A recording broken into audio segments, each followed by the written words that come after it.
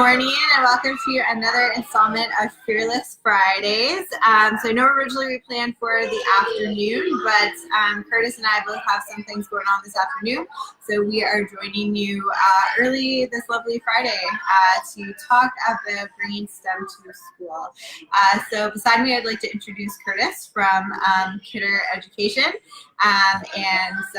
Yeah, really excited to have you here and chat about kind of maker spaces and how STEM can be integrated to school, and talk about some cool stuff that we will actually be doing together in the near future. So welcome, Curtis. Thank you. Oh, thanks for having me. Yeah, awesome. So maybe for those of you who are watching who don't know, can you tell us a little bit about Kidder and kind of what you guys do? Yeah. Awesome. So we've been in kind of the hands-on science realm for over 3 decades now. Started off actually as a clock company and sold clocks to tech teachers and workshop teachers and woodshop teachers, and eventually those same teachers were pushed into science, and then STEM obviously came about. And so we started to formulate our product based on what these new science teachers needed or required. And so next thing you knew, the clock industry kind of died down and education picked up. So we do sell clocks, but we're heavily involved in science and technology. And because we started kind of as a very practical, very hands-on company, we've kept that, and we've seen the importance of that, especially in the school system. And I know there's lots that's going towards, kind of plugged in and, the more digital side of education. We kind of stayed primitive in the design and build, using tools, using basswood and using hacksaws and miter boards to manipulate and to cut things and to build and to learn science concepts and engineering concepts through building, which has been so important. And kids love it. I mean, what kid doesn't want to build something and glue something together? And yeah, so it's so we found that in as much as sometimes the education system's going very digital, the design and build and the more primitive side of engineering and science always comes back. So unplugged learning is kind of where we is our niche. But we are going into a little bit of coding, a little bit of robotics as well, software robotics, and we're not staying completely in that realm, but yeah. And it's awesome. I mean, I think you're absolutely right. Like that whole kind of concept of like unplugged learning, and tech is great, but what we always try and emphasize to the kids, especially in our camps, is that you need that balance. Like you can't only spend all of your time on a computer, on a tablet, no matter how much you may want to. It's just not a thing. And having those skills and being able to especially like use tools and use things like hacksaws and things like that, you don't want those to be lost for generations to come. And so I think we both seem to think it's very important to keep kids with those kind of physical, again, like you said, unplugged sort of skills, but also teach them the tech skills so that they are much more well-rounded individuals when they get older, right? Yeah, exactly. And we're a huge proponent for the trades and the skills that are. There's a huge demand for people in the trades and the skills post-secondary, and and to go into some sort of a trade in the colleges too as well, and that's something we can't outsource. And a lot of people are outsourcing, manufacturing and a lot of other things outside of North America. You can't outsource a skill like electrical or contracting in many ways. And so we work alongside Skills Ontario, Skills Canada, and in the construction realm and basic engineering. And getting kids away from their iPads and into using a hammer. Too many people are graduating from high school and haven't used a hammer. Yeah, exactly. So, Totally. I was actually just talking about this with one of our other STEM coaches yesterday on our drive to a workshop, and we were talking about, man, I really took for granted all those times, like my dad helped me build school projects with like a bunch of wood. Like I remember I think I was in grade 10, and it was some sort of art project, and so we actually had to like build mini museums and do miniature paintings of like recreations of an artist. But that's something that I vividly remember, and unless I had like gone through that experience, I probably wouldn't really have a lot of knowledge of how to properly build structures or how to properly, you know, measure wood and cut things, Sure. like all of those little tiny skills that you don't necessarily think about until you actually have to use them, It's right? so true. Yeah.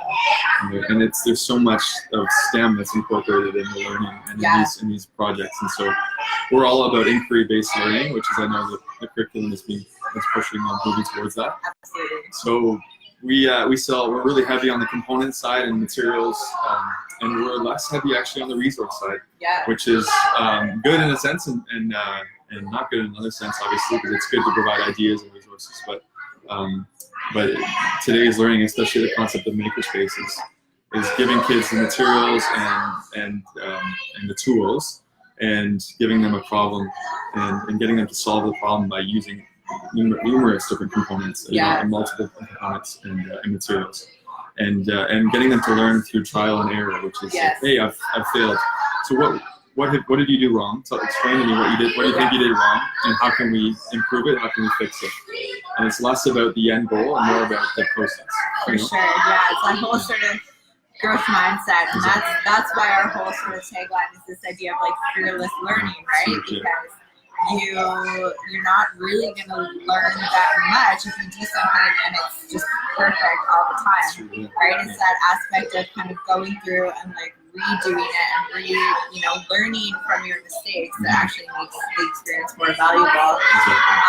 And I think that, it's still a big proponent in schools, and I think there is still a big demand for educators to be able to have these materials in their classroom and just, have them available to even provide these experiences for their students. Because you're absolutely right, the curriculum, especially in the most recent update of the science curriculum, it's basically all inquiry based, and it's all about how are you researching, what's your hypothesis, how are you going through that process, right? And so what we love about you guys is that you have all those tools, and you help teachers to make it a little bit easier to bring that kind of stuff into their classroom, right? Exactly. So, but on the same side, there's a big learning curve. It's not as big as many may think, or there's kind of this preconceived notion of using design and build tools, and it's like, oh, I'm scared of getting hurt, or the kids getting hurt, and all that kind of entails. But it's very easy to use, and we're actually seeing more and more kindergarten, even junior kindergarten students using hacksaws and bench hooks and using pistol grip hand drills, non-electric, everything non-electric, but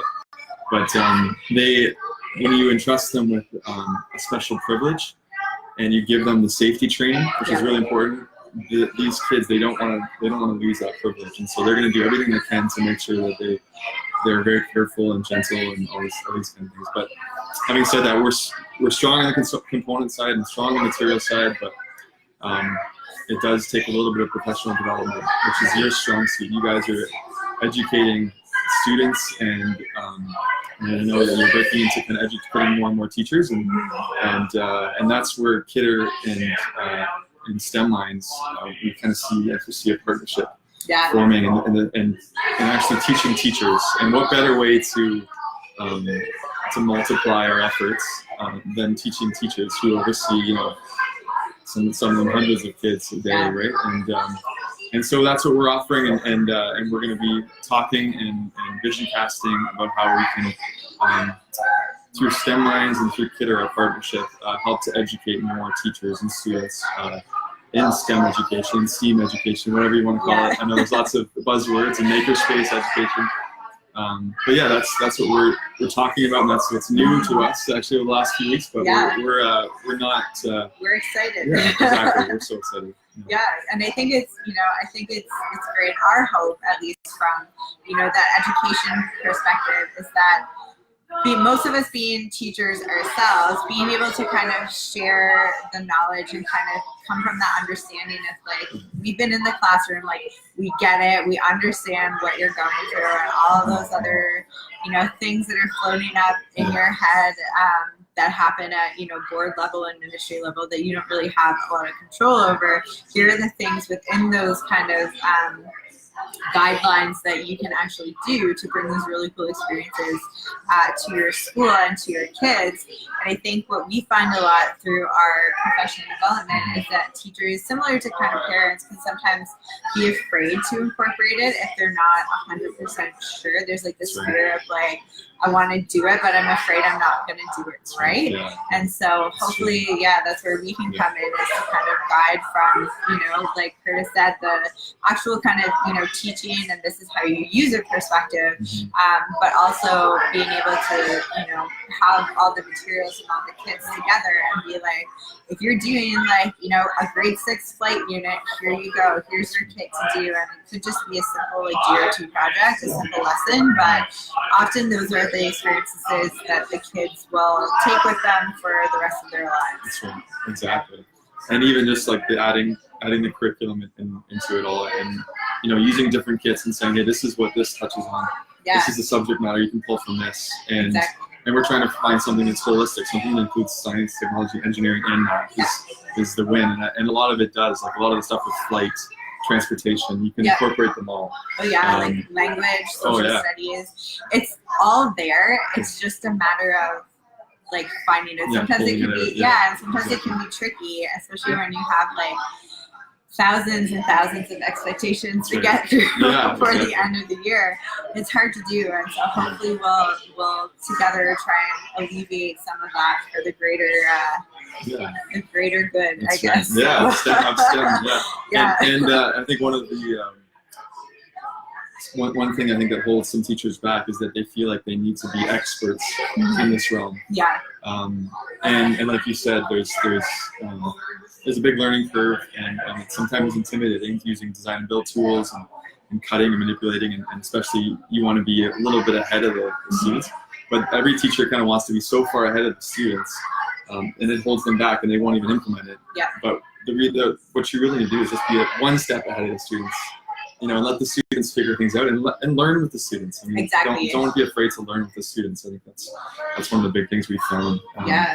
And there's so much fun, and there's so much learning involved. And so what kid doesn't want to build with their hands? So, exactly. Yeah. And that's basically what we do here. Most of our kind of training comes from some of us, would come from the teaching background, some of us come from the STEM background, so we have experience in like coding or engineering or anything, but not necessarily with the specific tools that we use. And that's often how we as teachers learn, is we are actually learning with the kids in our programs. And so if a new STEM coach comes on, their training is basically hands-on in the programs with the kids, with another STEM coach who maybe has a little bit more experience, and that way I think the kids will really kind of see you as more of that kind of mentor instead of just a specific like transmitter of knowledge or anything like that, where it's like, well, you're not, this isn't working. I'm not 100% sure why it's not working, but let's put our heads together and see if we can figure it out. Exactly. And then that's, hopefully preparing them for their future as well, because that's often the way that things work when you get into the job market and just, every day. So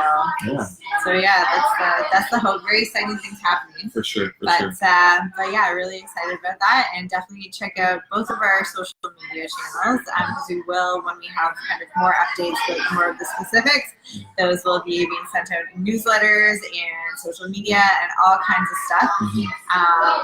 Anything else you want to say? Yeah, if you want to take a look at our product line, feel free to go to kidder.ca. Yes. It's great. I was there the other day and I loved everything. I was like a kid in a candy store. Like I just wanted to buy everything. But we have a shop. We do have a showroom as well. Sam was there yesterday or 2 days ago, I think. And we're right at West Beaver Creek Road, which is kind of on the brink of Thornhill, Markham, and Richmond Hill. And we're at 100 West Beaver Creek, Unit 20. And come on by. We're open all throughout the summer. We're working on a new catalog right now, so feel free to request a new catalog at kidder.ca. You'll see a little feature there. But we'd love, if you're a teacher watching this, we'd love to start talking about coming to your school and maybe getting a group of teachers together that have maybe been entrusted with creating a makerspace in your school, or just STEM teachers in general. And then STEM Mind's doing a workshop for you guys on our behalf. and all that we can suggest and recommend and help in your education endeavors. Yeah. Yeah. And I think that's a good point that you brought up, because I think often that's the scariest part, is getting started. Yeah. And it's that, what do I need? What do I, how do I do it? Yeah. And then, often it's the matter of, having us come in and help you Yeah. start up to set up the space, Exactly. and then kind of let it evolve from there. Mhm. So yeah, but other than that, thank you so much for joining us today, Awesome. Curtis. Yeah. And stay tuned for more exciting updates from Critter and STEM Minds. Thank you. Bye, everyone.